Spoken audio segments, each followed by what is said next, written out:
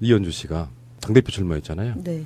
이게 두 가지 시각이 있더라 이런 얘기예요. 하나는 이현주가 안철수를 도우려는 듯 하면서도 은근히 땀만 먹고 있는 거 아니야? 이런 시각이 하나 있고요. 어차피 런닝메이트 개념처럼 나중에 이제 결선 투표제가 도입되면 자기 집은 안철수에게 얹어주게 할 거다. 이 두 가지가 있는데 두 분은 어떻게 보세요? 이현주 의원의 출마가 안철수 후보에게 힘을 실어주기 위해서 예, 그쪽 단위로도 가능할 수 있잖아요. 이현주 의원을 잘 모르는 잘 몰라서? 분이 있죠. 아, 그렇구나. 제가 왜 이제 이현주 의원 얘기를 가끔 이제 페이스북에 올리냐면 지난번에 이제 막말 파동으로 꽤 곤란한 지경에 올라갔는데 전혀 뭐 개의치 않고 계속적으로 이제 저희 당을 공격한다거나 문재인 정부의 공약을 이행하는 과정에 대한 국정 운영에 대해서 계속 그건을 서슴지 않았어요. 저도 고민을 했죠. 이걸 어떻게 할까? 뭐 그냥 디스할까? 아니면은 그래도 관심 표명을 할까?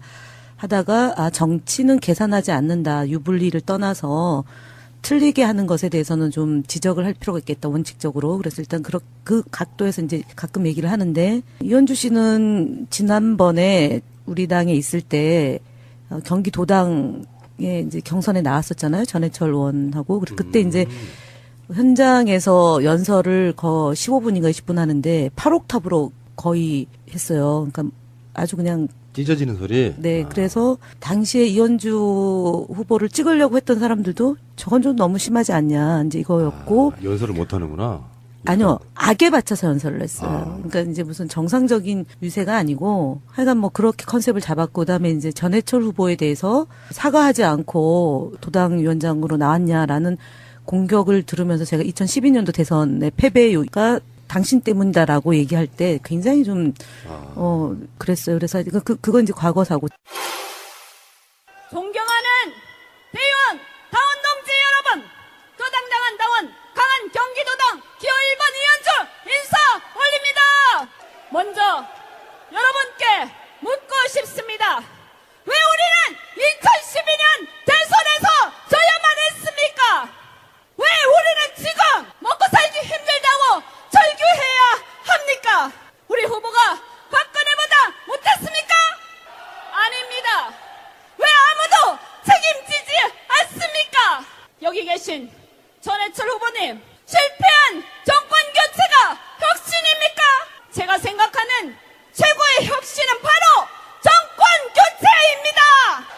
저 이현주, 내년 대선에서는 반드시 이겨야 하겠다는 절박한 심정으로 이 자리에 섰습니다. 저 이현주, 복상망한 집안에서 빚을 갚고 가족 생계를 위해서 이래 악물고 일했고 오뚜기처럼 일어섰습니다. 그러나 한 번 실패하면 다시는 일어설 수 없는 사회, 경제력이 그 사람의 수명을 결정하는 사회, 저는 받아들일 수 없었습니다. 그래서 이런 대한민국을 바꾸기 위해서 저는 정치를 시작했습니다. 인간답게 살 수 있는 사회, 망해도 인간답게 살 수 있는 사회를 위해서 시작했습니다. 이렇게 말씀하신 분이 왜 요즘에는 노동자분들을 그렇게 비하하셨어요? 지금은 제가 지난번에 저희가 이제 이현주 의원의 행보, 다음 행보가 뭘까라고 했을 때 이제 경기도지사 반드시 도전할 거다.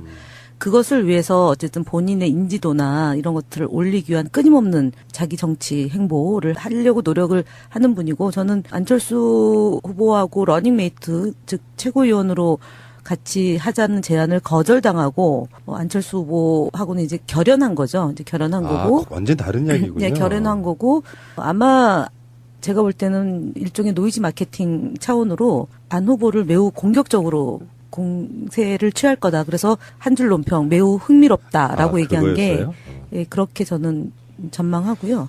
그 다음에 이 국민의당의 안철수 후보가 지난주에 중앙일보하고의 인터뷰에서 본인이 출마한다고 하니까 민주당이 이성을 잃었다. 그리고 본인이 나오게 되면 여론조사 수치상 지지율이 오를 거고, 그래서 어쨌든 그렇죠. 예, 얘기를 했어요. 그래서 이성을 잃었다고 해서 제가 해당 기자하고 통화하면서 그때 공식적인 논평은 제가 유일하게 냈고 나머지 분들은 안민석 의원, 정청래 전 의원 그리고 한두 분 정도가 코멘트를 했죠. 그 안철수 후보의 출마와 관련해서. 그러니까 공식적인 논평은 저밖에 안 냈는데 그걸 두고 이성을 잃었다라고 얘기를 하는 거냐. 그랬더니 뭐 그건 그러네. 아니고 다양한 정치인들의 의견에 대한 코멘트가 아마 그랬을 거다. 그래서 반론권을 달라는데 아직까지 연락이 없네요. 아, 그렇군요. 결론적으로 말하면은 정확하게 그렇다고 말할 수는 없지만 안철수하고 이현주 사이에 틈이 벌어진 거다 이렇게 보시는 게 저는 맞는 뭐 거예요. 그렇게 보고 있습니다.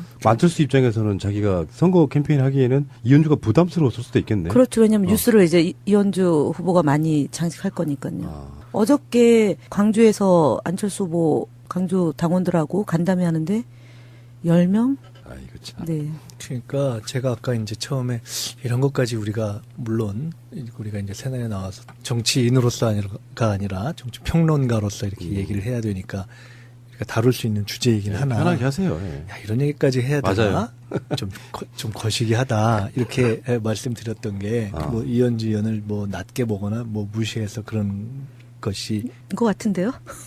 원래 원장님 스타일이 그래요. 그런 이렇게 자잘한 이야기는 별로 안 하려고 해요. 원래. 아니 뭐 자잘해서가 아니라 그 자잘해도 정치적 의미가 있는 경우가 있죠. 근데 이런 건 어떤 경우냐면은 야, 이런 얘기까지 해야 되냐라고 했던 것은 쉽게 얘기하면 그냥 약간 독특한 그러니까 그냥 자기 튀려고 하는 그런 경우 있잖아요. 그런 경우에 해당해서 이것을 뭐 정치적으로 복잡하게 뭐 호남 그룹들에 대항해서 다른 비호남 그룹에서 또 하나의 후보를 내서 뭐 그것이 연대 가능성이 생기고 뭐 등등등 이런 거라기보다는 어찌 보면 안철수 후보, 안철수 대표와는 다른 차원에서 우리가 지난번에 한번 안철수 대표 얘기를 하면서 어떻게 보면 본인이 살기 위한 생존의 정치라고 이야기를 했잖아요. 저는 이현주 의원의 경우도 또 다른 의미의 생존의 정치다. 물론 다 정치인의 선택이라는 게 생존 논리라는 게 안 들어갈 수는 없잖아요. 그게 이제 기본이 돼 있잖아요. 그런데 이게 그야말로 생존의 정치. 그러니까 전체적으로 당을 어떻게 가져가고 전체적인 구도를 어떻게 봐서 내가 이후에 당내 세력 관계를 어떻게 해서 뭐를 연대해 보겠다라는 것보다는 끊임없이 이어졌던 막말 파문에서 그거를 뒤엎는 가장 최선의 방책으로 오히려 차라리 그냥 쭉 앞으로 고하면서 딛고 나가자. 그래서 그 결과가 아까 우리 김현 대변인께서 말씀하신 것처럼 저는 지난번에 말씀하셨을 때는 사실은 야 아무리 그래도 무슨 경기도지사 이렇게 생각했는데 이번에 대표 출마하는 걸 보면서는 가능성이 꽤 있다라는 생각을 하게 됐어요. 어떻게 보면 그런 우리가 정상적인 정치적인 사고를 봐서는 하기 어려운 그런 정치적 판단을 한 것인데 지금 여기서 여기 지금 컷오프가 있나요 없나요? 컷오프가 없겠죠. 뭐 4명인데. 그러니까 이제 나올 텐데 그래서 나름 이제 최대한 하겠죠. 그런데 그 결과는 아무리 국민의당이라고 해도 저는 심하게 결과가 나올 가능성이 높다. 은근히 이런 주제를 즐기시는데 보니까 아니, 회원들이 이제, 예, 이렇게 보고 사실은 이제 이런 거죠. 선거에서 이런 후보들이 나오게 된다라는 것 자체가 그 당의 현재의 상태를 반영하는 거예요. 사실은. 그러니까 얼마 전에 국회에서 탈원전 토론회 하는 데를 들렸다가 이렇게 오는 길에 보니까 옆에 국민의당 필요한가? 그 토론회였나? 아니면 무슨 토론회였나 모르겠어요. 하여간 국민의당 관련 토론회를 하는 거를 한번 이렇게 지나친 적이 있어요. 지나치면서 제가 거기 자료집이 있길래 자료집을 이렇게 하나 뭐가 이렇게 들어있나 좀 봤어요. 그랬더니 그 여론조사 분석에 대한 것도 하나 있고 또 한 두세 분의 이제 토론자가 와서 얘기를 했는데 결론은 보니까 답이 안 나오더라고. 예, 그러니까 이게 뭐 호남의 지지세가 쭉 빠지면서 전체적인 지지세가 떨어졌다. 근데 그거를 극복하기 위해서 호남에 기대지 않고 전국 정당화해야 된다라든가 또는 그 안에 있는 내용 중에 애매한 얘기하지 않고 철저한 진보로 가야 된다든가 하여간 나온 진단들이 다 제각각인데 야 이거 정말 참 답 만들기 어렵겠구나 이런 생각이 들었어요. 그러니까 그렇게 출발의 정체성 자체가 애매해서 지금 이제 혼돈의 시기에 빠져들었을 때 나타나는 징조 하나의 어떤 뭐 해프닝 이런 정도로 보는 것이 지금 저는 우리 프라님이 아까 너무 깊이 고민을 하셔가지고 분석을 해주신 거 아닌가. 아니 저는 이제 이게 어디까지 생각이 다 있냐면 저는 국회의원들 탄핵 가능하게 해야 된다고 보는 사람이에요.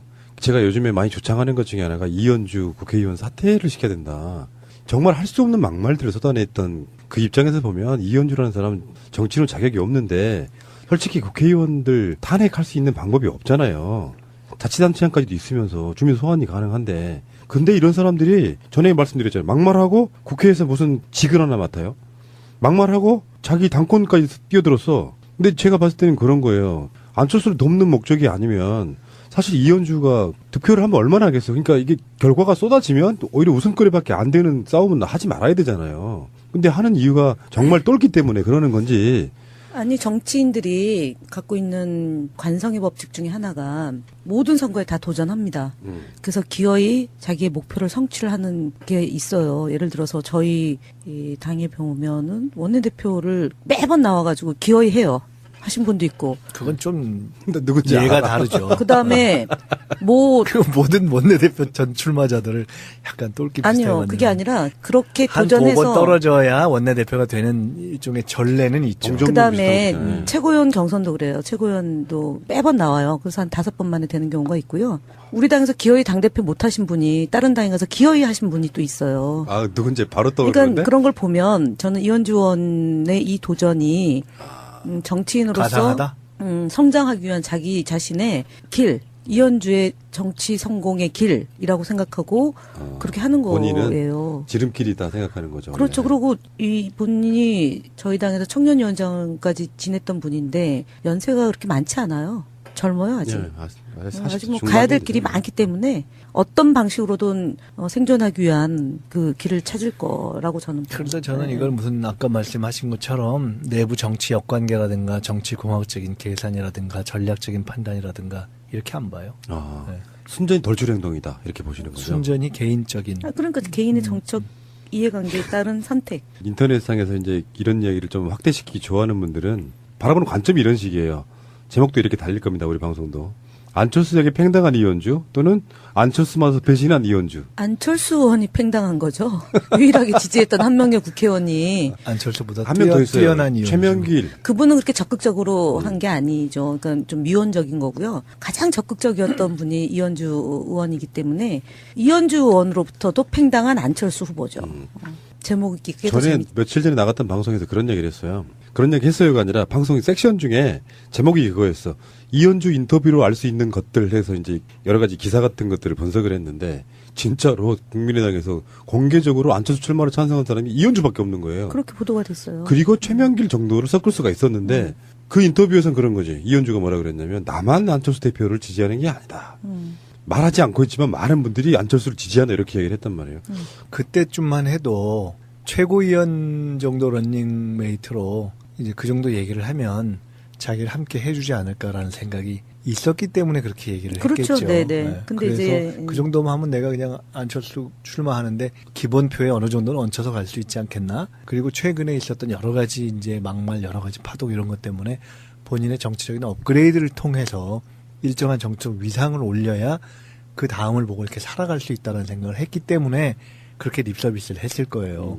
근데 안철수 대표마저도 오늘 제가 주로 이런 표현을 쓰네. 국민의당 마저도 그건 아니라고 생각을 했겠죠. 근데 우리가 왜 이런 식의 이야기 좀 집착을 하게 되냐면요. 어차피 예전에는 한 식구였었고, 그리고 또 가장 가까웠을 수 있는 당이 제보 조작 같은 걸 통해서 정말 선거판 완전히 더럽혔고, 거기에 대한 반성도 제대로 없고, 그러다 보니까 관심을 둘 수밖에 없는데 그 핵심에 지금 안철수와 이현주가 있는데요. 남의 당 이야기인데 왜 그런 얘기 뭐 정치인들 불러다 놓고 하느냐 하실 수도 있겠는데, 우리들이 입장에서는 그래요. 그게 그 사람들이 뭔가 좀 권성징악적으로 좀 징벌받는 걸 보고 싶어요. 솔직히. 그러니까 저는 안철수는 좀 제껴놓고요.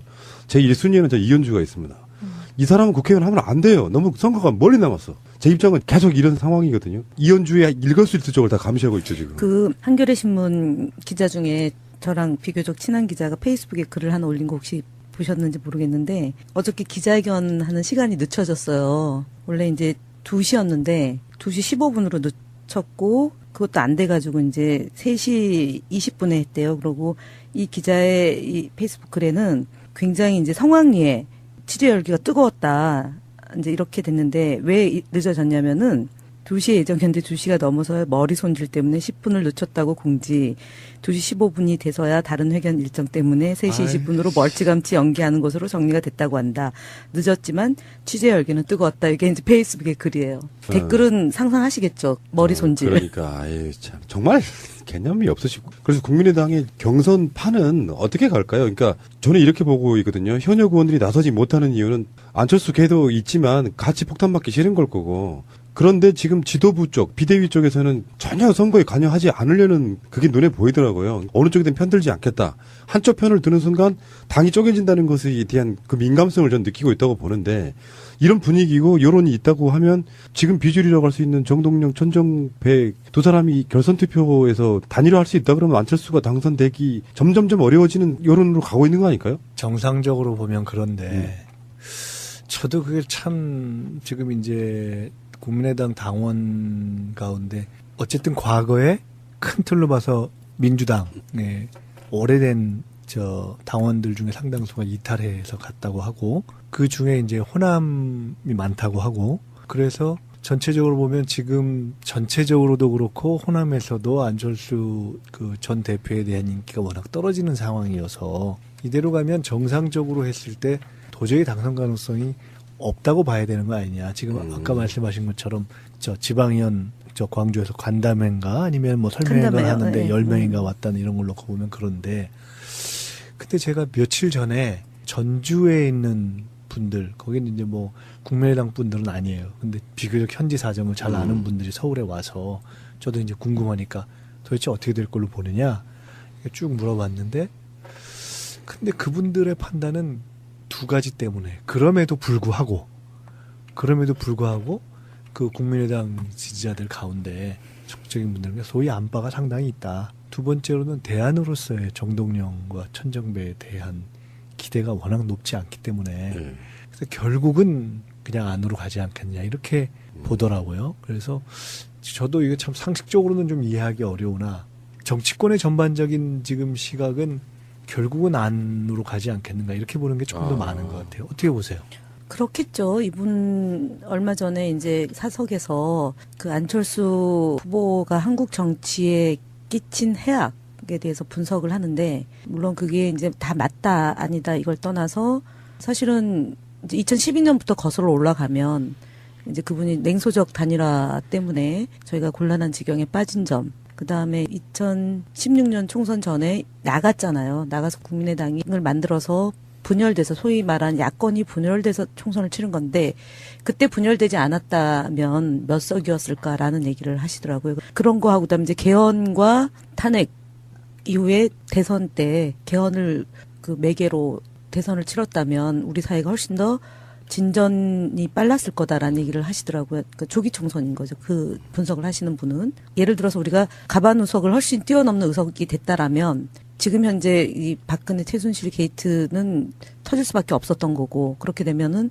지형 자체가 바뀌었을 거다. 이제 이런 얘기를 하더라고요. 그렇다면 유일하게 이제 소위 범보수 진영에서 대선 후보였던 사람 중에 다음번에 기대할 만한 사람 우리의 생각하고 무관하게 소위 이제 MB 쪽이든 아니면은 보수 진영에서 살아남아 있는 대선 후보 중에 유일하게 이제 안철수 후보밖에 없는 거잖아요. 그건 호남을 떠나서 그렇기 때문에 안철수 후보를 저는 후보가 될 거다. 이제 공학적으로도 그렇고 그리고 결선 투표 없이 당선될 수 있도록 그런 움직임이 있을 거다라고 저는 보죠. 민심의 흐름이라는 것은 좀 약간 무서울 때가 있잖아요. 그게 옳든 아니든 한번 어느 방향으로 흐름을 타면은 그게 예상보다 훨씬 뛰어넘는 경우가 있잖아요. 지금 그 이야기 들어보니까 국민의당에서 전당대회 투표권 가진 당원이 24만 명 정도 됐는데 호남 당원이 12만 명이 넘는답니다. 그래서 50%가 넘는 상황에서 흐름이 안철수가 되면 더 망하는 거야라는 흐름이 계속 타고 가고 그러면서 왜 이런 거 있잖아요. 한국인들 특성이 강자인 사람이 나쁜 이미지가 있으면 그거를 뒤집어 엎는 사회적 분위기가 한번 흐름을 타면 결국 넘어서 버리는 경우가 굉장히 많지 않습니까? 이것 때문에 섣불리 예상을 못 하시는 섣불리 순간 있죠. 예단하기가 지금 어려운 거죠. 그런데 이제 이게 보통 이제 우리가 야당 지금 이제 뭐 민주당이 이제 저 더불어민주당으로 집권당이 되었습니다만은 우리가 전통적인 의미에서의 한국의 그 쭉 이렇게 민주당 계열을 이끌어왔던 것을 정통 야당이라고 만약 표현한다면 그 전당대회는 항상 지금 말씀하신 것처럼 어떤 민심을 반영하거나 그리고 그 결과가 어떤 절묘한 선택을 하거나 또는 대의원의 기가 막힌 선택이다라고 하는 뭐 하여간 그렇게 붙일 수 있는 무언가를 만들어 왔어요. 그런데 지금 국민의당의 기반과 그 구조를 그러한 의미에서의 민심을 반영할 수 있는 구조라고 지금 볼 수 있겠느냐라는 걸 지금 일단은 잘 모르겠어요. 첫째. 그리고 두 번째로 아까 말씀드린 것처럼 대타가 그렇다고 해서 딱히 잡히질 않아요. 지금 그 소위 호남의 세를 결집할 수 있는 것으로서 정동영, 천정배 두 분 누구도 그 한쪽을 이렇게 결집해낼 수 있는 뭐 지도력이라든가 어떤 성과라든가 노선이라든가 대안이라든가 이런 것이 다 서로 불명확하기 때문에 결국은 그럴 경우에 또 하나는 과연 그 전당대회가 열기라는 것을 만들어낼 것인가. 그러니까 보통 그런 어떤 결과라는 것은 열기라는 것이 만들어질 때 열기와 흥행 속에서 되는 거 아닙니까? 근데 지금 이것이 그런 열기와 흥행으로서 갈 수 있겠는가라는 것을 지금 판단하기 어렵기 때문에 당연히 저희도 정상적인 상황이라면 이걸 안철수 대표가 다시 된다고 전망하기가 쉽지 않잖아요. 그런데 아까 말씀드린 여러 가지 조건들이 맞지 않기 때문에 결국은 그냥 어렵다. 그런 열기가 없는 아주 진로를 잡기 어려운 그런 집단 내에 기존에 있는 새의 어떤 결집력 정도로 나타나지 않겠는가라는 것 때문에 지금 이제 그렇게 저는 봅니다. 두 가지 정도는 얘기할 수 있겠네요. 그래도 누가 뽑히느냐가 미래를 결정할 수 있는 부분이 있잖아요. 정동영, 천정배가 그냥 같은 관리형으로 안철수라는 대선 주자를 죽이느냐 마느냐 하는 여러 가지 당원들의 생각이 있을 수도 있고. 네.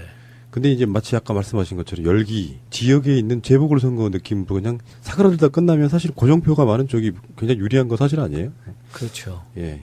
국민의당 첩첩산중이네요, 진짜. 어떤 모멘텀이 만들어지지 않으면 이 선거를 통해 가지고 나중에 선거 끝난 이후에 파열음 있잖아요. 안철수 너무 했어 하는 이런 공격들이 막 가기 시작하면 이제 그게 이제 분당 같은 걸로 또 나갈 수 있는 그런 것도 생길 수 있겠죠. 저희가 정치에서 일정한 세를 가졌던 정치 세력이 잘 답이 안 나오는 과정을 거치다가 어려워지다가 사멸까지 하게 되는 경우를 본 적이 있잖아요. 창조한국당. 자민련이 또 그랬잖아요. 자민련 그래도 좀 됐죠. 그렇지만 그것이 이제 나중에 선거를 거치면서 이회창 또 정당 어려움이 그랬고 있었죠. 친박연대 뭐. 그래서 이게 아주 쉽게 얘기해서 다음번 대통령 후보가 없잖아요. 지금 아까 뭐 다음번 대통령 후보 말씀하셨지만 다음번 대통령 후보를 바라볼 수 있는 것이 아니기 때문에 이게 그냥 고통이죠.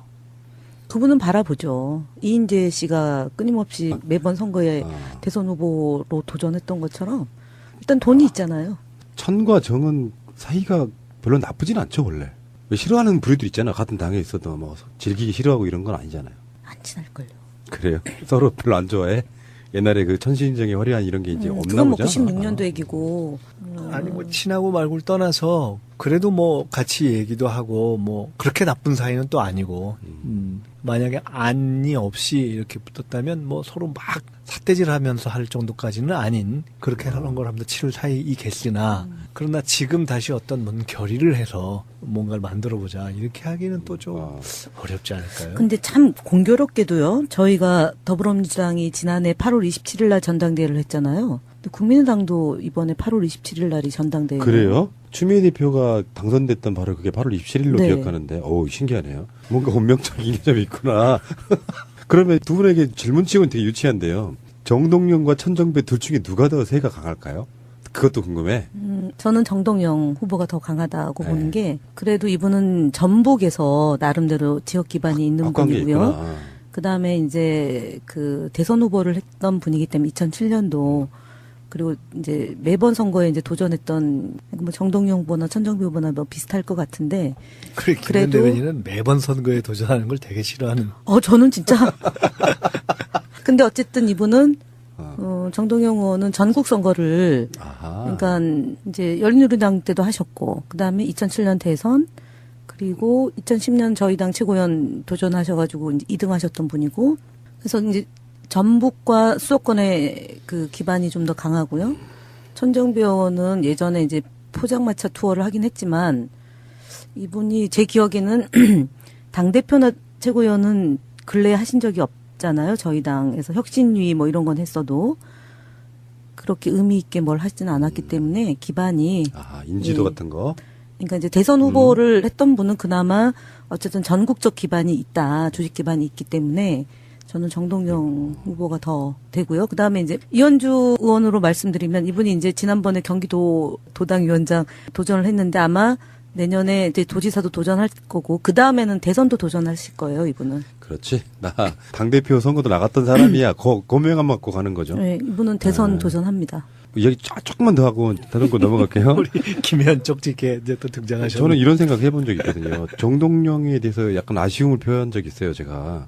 2012년도에 그 전 선거에서 이제 대피하면서 이명박한테 지고 나서 정치적으로 이제 내리막길 타고 있을 때 문재인 후보가 18대 대선 나갔을 때 대승적으로 양보해주는 것까지는 좋았어요. 딱 거기까지가 정치인으로서는 좋았는데 그 이후에 이제 여기저기 선거 나가고 그러면서 결정적으로 왜 당대표 선거인가 아마 그럴 때 정동영 의원을 찾아가서 문재인 대표가 뭔가를 했던 기억이 나요. 도와달라고. 그걸 거절했었죠. 난 총선 전에 그 전주에 갔던 거 그거 맞습니다. 말씀하시는 거죠? 그때 무슨 농장인가 시골인가 거기서. 거기 이제 예. 손학규 대표도 저기 강진에 있을 때 만나러 가려고 했는데 일정이 안 잡힌 거랑 그 비슷한 거죠. 2015년도 어선할 때 이때 얘기네요, 그러면. 그러면서 이제 망가지기 시작해서 이런 건 있잖아요. 우리가 뭐 해공 신지키로부터 시작하는 야당 대선 후보자들의 어떤 그 계보 속에서 뭔가 안 돼서 안타깝다 이런 게 아니라 변질해 가고 몰락해 가는 과정이 너무 안타까운 사람 중에 한 사람이라는 생각이 좀 들었어요. 우리가 어느 시절에는 이명박하고 싸우는데 열과성을 다해서 막 지지했던 사람이잖아요. 근데 그 상징성이 그런 방식으로 이렇게 망가져가는 거 보면서 참 안타깝다 생각했던 기억이 있었고요. 쭉 빠지면서 전체적인 지지세가 떨어졌다. 근데 그거를 극복하기 위해서 호남에 기대지 않고 전국 정당화해야 된다라든가 또는 그 안에 있는 내용 중에 애매한 얘기하지 않고 철저한 진보로 가야 된다든가 하여간 나온 진단들이 다 제각각인데 야 이거 정말 참 답 만들기 어렵겠구나 이런 생각이 들었어요. 그러니까 그렇게 출발의 정체성 자체가 애매해서 지금 이제 혼돈의 시기에 빠져들었을 때 나타나는 징조 하나의 어떤 뭐 해프닝 이런 정도로 보는 것이 지금 저는 우리 푸나님이 아까 너무 깊이 고민을 하셔가지고 분석을 해주신 거 아닌가. 아니 저는 이제 이게 어디까지 생각이 다 있냐면 저는 국회의원들 탄핵 가능하게 해야 된다고 보는 사람이에요. 제가 요즘에 많이 조창하는 것 중에 하나가 이현주 국회의원 사퇴를 시켜야 된다. 정말 할 수 없는 막말들을 쏟아냈던 그 입장에서 보면 이현주라는 사람 정치는 자격이 없는데 솔직히 국회의원들 탄핵할 수 있는 방법이 없잖아요. 자치단체장까지도 있으면서 주민 소환이 가능한데 근데 이런 사람들이 전에 말씀드렸잖아요. 막말하고 국회에서 무슨 직을 하나 맡아요. 막말하고 자기 당권까지 뛰어들었어. 근데 제가 봤을 때는 그런 거예요. 안철수를 돕는 목적이 아니면 사실 이현주가 득표를 하면 얼마나 하겠어. 그러니까 이게 결과가 쏟아지면 오히려 웃음거리밖에 안 되는 싸움은 하지 말아야 되잖아요. 근데 하는 이유가 정말 똘기 때문에 그러는 건지. 아니 정치인들이 갖고 있는 관성의 법칙 중에 하나가 모든 선거에 다 도전합니다. 그래서 기어이 자기의 목표를 성취를 하는 게 있어요. 예를 들어서 저희 이 당에 보면은 원내대표를 매번 나와가지고 기어이 해요.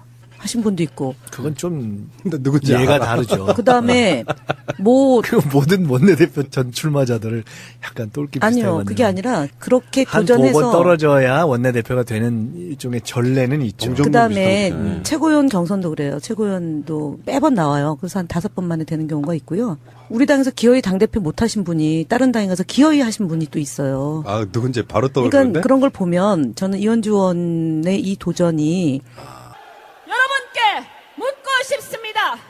왜 우리는 2012년 대선에서 져야만 했습니까? 왜 우리는 지금 먹고 살기 힘들다고 절규해야 합니까? 우리 후보가 박근혜보다 못했습니까? 아닙니다. 왜 아무도 책임지지 않습니까? 여기 계신 전해철 후보님, 실패한 정권 교체가 혁신입니까? 제가 생각하는 최고의 혁신은 바로 정권 교체입니다. 저 이현주 내년 대선에서는 반드시 이겨야 하겠다는 절박한 심정으로 이 자리에 섰습니다. 저 이현주 복상망한 집안에서 빚을 갚고 가족 생계를 위해서 일에 악물고 일했고 오뚜기처럼 일어섰습니다. 그러나 한 번 실패하면 다시는 일어설 수 없는 사회, 경제력이 그 사람의 수명을 결정하는 사회, 저는 받아들일 수 없었습니다. 그래서 이런 대한민국을 바꾸기 위해서 저는 정치를 시작했습니다. 인간답게 살 수 있는 사회, 망해도 인간답게 살 수 있는 사회를 위해서 시작했습니다. 이렇게 말씀하신 분이 왜 요즘에는 노동자분들을 그렇게 비하하셨어요? 지금은 제가 지난번에 저희가 이제 이현주 의원의 행보, 다음 행보가 뭘까라고 했을 때 이제 경기도지사 반드시 도전할 거다.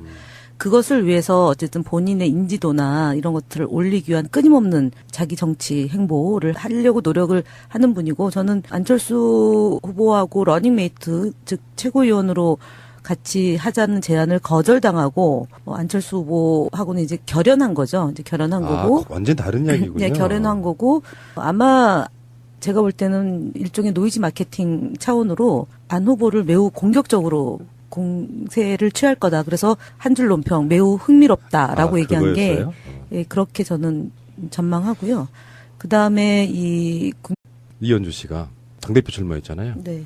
이게 두 가지 시각이 있더라 이런 얘기예요. 하나는 이현주가 안철수를 도우려는 듯 하면서도 은근히 땀만 먹고 있는 거 아니야? 이런 시각이 하나 있고요. 어차피 런닝메이트 개념처럼 나중에 이제 결선 투표제가 도입되면 자기 집은 안철수에게 얹어주기 할 거다. 이 두 가지가 있는데 두 분은 어떻게 보세요? 이현주 의원의 출마가 안철수 후보에게 힘을 실어주기 위해서 예, 그쪽 단위라도 가능할 수 있잖아요. 이현주 의원을 잘 모르는 잘 몰라서? 분이 있죠. 아, 그렇구나. 제가 왜 이제 이현주 의원 얘기를 가끔 이제 페이스북에 올리냐면, 지난번에 이제 막말 파동으로 꽤 곤란한 지경에 올라갔는데 전혀 뭐 개의치 않고 계속적으로 이제 저희 당을 공격한다거나 문재인 정부의 공약을 이행하는 과정에 대한 국정 운영에 대해서 계속 그건을 서슴지 않았어요. 저도 고민을 했죠. 이걸 어떻게 할까? 뭐 그냥 디스할까? 아니면은 그래도 관심 표명을 할까? 하다가 정치는 계산하지 않는다. 유불리를 떠나서 틀리게 하는 것에 대해서는 좀 지적을 할 필요가 있겠다, 원칙적으로. 그래서 일단 그 각도에서 이제 가끔 얘기를 하는데, 이현주 씨는 지난번에 우리 당에 있을 때 경기도당에 이제 경선에 나왔었잖아요. 전해철 의원하고. 그때 이제 현장에서 연설을 15분인가 20분 하는데 8옥탑으로 거의 했어요. 그러니까 아주 그냥 찢어지는 소리? 네, 그래서 당시에 이현주 후보를 찍으려고 했던 사람들도 저건 좀 너무 심하지 않냐, 이제 이거였고. 연설을 못 하는구나. 아니요, 악에 받쳐서 연설을 했어요. 그러니까 이제 무슨 정상적인 유세가 아니고, 하여간 뭐 그렇게 컨셉을 잡았고, 그다음에 이제 전해철 후보에 대해서 사과하지 않고 도당위원장으로 나왔냐라는 공격을 들으면서 제가 2012년도 대선의 패배가 당신 때문이다라고 얘기할 때 굉장히 좀, 그랬어요. 그래서 그건 이제 과거 사고. 존경하는 대의원, 당원 동지 여러분, 도당당한 당원, 강한 경기도당 기호 1번 이현주 인사 올립니다. 먼저 등등 이런 거라기보다는 어찌 보면 안철수 후보, 안철수 대표와는 다른 차원에서 우리가 지난번에 한번 안철수 대표 얘기를 하면서 어떻게 보면 본인이 살기 위한 생존의 정치라고 이야기를 했잖아요. 저는 이현주 의원의 경우도 또 다른 의미의 생존의 정치다. 물론 다 정치인의 선택이라는 게 생존 논리라는 게 안 들어갈 수는 없잖아요. 그게 이제 기본이 돼 있잖아요. 그런데 이게 그야말로 생존의 정치. 그러니까 전체적으로 당을 어떻게 가져가고 전체적인 구도를 어떻게 봐서 내가 이후에 당내 세력 관계를 어떻게 해서 뭐를 연대해 보겠다라는 것보다는 끊임없이 이어졌던 막말 파문에서 그거를 뒤엎는 가장 최선의 방책으로 오히려 차라리 그냥 쭉 앞으로 고하면서 딛고 나가자. 그래서 그 결과가 아까 우리 김현 대변인께서 말씀하신 것처럼 저는 지난번에 말씀하셨을 때는 사실은 야, 아무리 그래도 무슨 경기도지사 이렇게 생각했는데 이번에 대표 출마하는 걸 보면서는 가능성이 꽤 있다라는 생각을 하게 됐어요. 어떻게 보면 그런 우리가 정상적인 정치적인 사고를 봐서는 하기 어려운 그런 정치적 판단을 한 것인데 지금 여기 지금 컷오프가 있나요, 없나요? 컷오프가 없겠죠. 뭐 4명. 그러니까 이제 나올 텐데 그래서 나름 이제 최대한 하겠죠. 그런데 그 결과는 아무리 국민의당이라고 해도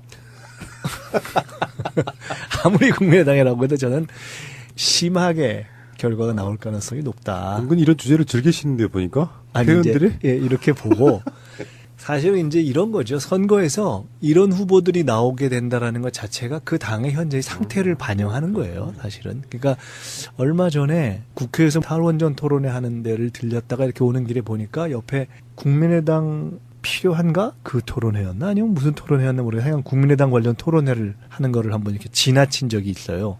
지나치면서 제가 거기 자료집이 있길래 자료집을 이렇게 하나 뭐가 이렇게 들어있나 좀 봤어요. 그랬더니 그 여론조사 분석에 대한 것도 하나 있고 또 한 두세 분의 이제 토론자가 와서 얘기를 했는데 결론은 보니까 답이 안 나오더라고. 예. 그러니까 이게 뭐 호남의 지지세가 국민의당의 안철수 후보가 지난주에 중앙일보하고의 인터뷰에서 본인이 출마한다고 하니까 민주당이 이성을 잃었다. 그러고 본인이 나오게 되면 여론조사 수치상 지지율이 오를 거고 그래서 어쨌든 그렇죠. 예, 얘기를 했어요. 그래서 이성을 잃었다고 해서 제가 해당 기자하고 통화하면서 그때 공식적인 논평은 제가 유일하게 냈고 나머지 분들은 안민석 의원, 정청래 전 의원 그리고 한두 분 정도가 코멘트를 했죠. 그 안철수 후보의 출마와 관련해서. 그러니까 공식적인 논평은 저밖에 안 냈는데 그걸 두고 이성을 잃었다라고 얘기를 하는 거냐. 그랬더니 뭐 그건 그러네. 아니고 다양한 정치인들의 의견에 대한 코멘트가 아마 그랬을 거다. 그래서 반론권을 달라는데 아직까지 연락이 없네요. 아, 그렇군요. 결론적으로 말하면은 정확하게 그렇다고 말할 수는 없지만 안철수하고 이현주 사이에 틈이 벌어진 거다 이렇게 보시는 게 저는 맞는 뭐 거예요. 그렇게 보고 있습니다. 안철수 입장에서는 자기가 선거 캠페인 하기에는 이현주가 부담스러웠을 수도 있겠네. 그렇죠. 왜냐하면 뉴스를 이제 이현주 후보가 많이 장식할 거니까요. 어저께 광주에서 안철수 후보 광주 당원들하고 간담회 하는데 10명? 아이고 참. 네. 그러니까 제가 아까 이제 처음에 이런 것까지 우리가 물론 우리가 이제 새날에 나와서 정치인으로서가 아니라 정치 평론가로서 이렇게 얘기를 해야 되니까 우리가 다룰 수 있는 주제이긴 하나. 편하게 하세요. 예. 야, 이런 얘기까지 해야 되나? 맞아요. 좀 거시기하다 이렇게 말씀드렸던 게 뭐 이현주 의원을 뭐 낮게 보거나 뭐 무시해서 그런 것이 것 같은데요? 원래 원장님 스타일이 그래요. 거론을 이렇게 자잘한 이야기는 별로 안 하려고 해 원래. 아니 뭐 자잘해서가 아니라 그 자잘해도 정치적 의미가 있는 경우가 있죠. 근데 이런 건 어떤 경우냐면은 야, 이런 얘기까지 해야 되냐라고 했던 것은 쉽게 얘기하면 그냥 약간 독특한 그러니까 그냥 자기 튀려고 하는 그런 경우 있잖아요. 그런 경우에 해당해서 이것을 뭐 정치적으로 복잡하게 뭐 호남 그룹들에 대항해서 다른 비호남 그룹에서 또 하나의 후보를 내서 뭐 그것이 연대의 가능성이 생기고 뭐 등